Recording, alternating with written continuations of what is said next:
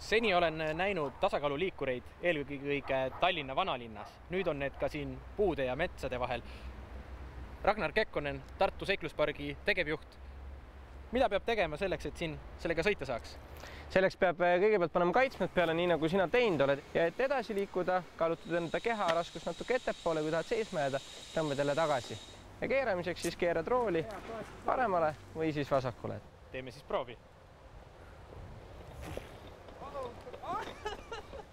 Sedasi väikese nõksutamise saatel saigi esimesed meetrid vastavatud Tartu Seikluspargi tasakaaluliikurite matkarajal läbitud.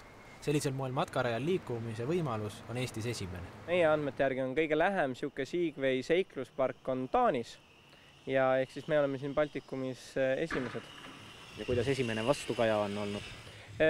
Positiivne, et inimesed on vaikselt hakanud käima, et kuna ta on nii uus asi, siis inimesed natuke võib-olla kardavad, aga ei ole põhjust karta.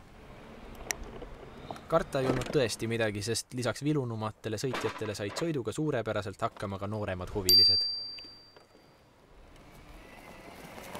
Kui praegu on rajal võimalik sõita 2 masinaga, siis nädalavahetusest peaks lisanduma veel 4 tasakaaluliikurit. Kui alguses oli masinaga harjumine küllaltki raske, siis pärast 10 minutit matkarajaga tutvumist on sõit juba päris lihtne.